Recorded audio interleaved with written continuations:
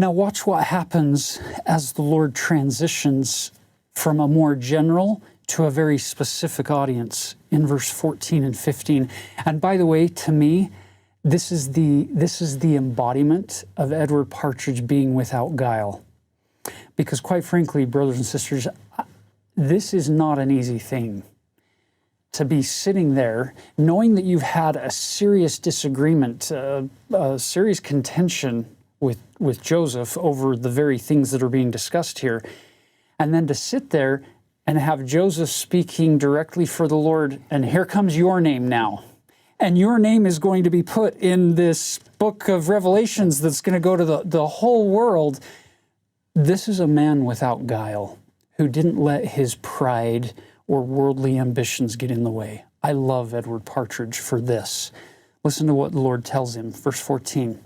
Yea, for this cause have I sent you hither, and have selected my servant Edward Partridge, and appointed unto him his mission in this land.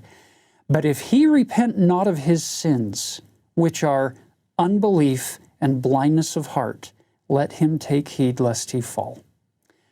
I'm just going to say it. If I'm in that situation, I'm going to be sorely tempted to let my pride say, me, unbelief and blindness? Oh yeah, what about you, Joseph? But he doesn't do that. He doesn't do that. He doesn't take the, let me tell you what's wrong with you approach. He takes the, Lord, is it I approach. Brothers and sisters, in your own relationships where there might be some contention, have you noticed that every time you try to point out what's wrong with somebody else, that, I don't know, I could be wrong, but I guess it's high 90% of the time or more, when those people don't say, oh, thank you for pointing that out. Thank you for telling me what my weakness is. I am now going to change. You're right. I'm wrong. Will you please forgive me? That isn't usually how those conversations end, is it?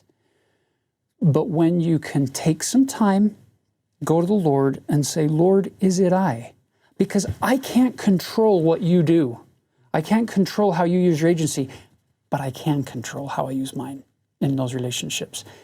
And I love this little section here because to me, Edward Partridge had to have done that. He had to have had that, Lord, I'm sorry. I'll repent and get in line. Kind of reminds me of the story of one time, I think it was Brigham Young's daughter that told the story, that in Kirtland, at one time, Joseph Smith just kind of really went after Brigham and just kind of laid into him. And Brigham stood up, I believe it was, and said, Joseph, what would you have me do? And I can see Partridge doing that. Yep. I see no other place in the rest of his life, he dies in Nauvoo, where Partridge ever faltered again. Never. He was as committed and as dedicated as any person on planet Earth. And so I think he learned his lesson.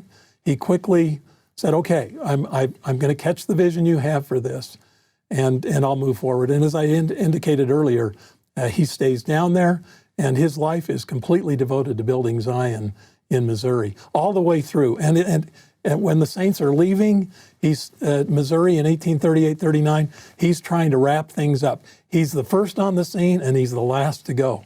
And then he, of course, ends up having an early death, you might say, in Nauvoo. But he is a wonderful, powerful figure of righteousness and obedience. It's a beautiful example for us to learn from.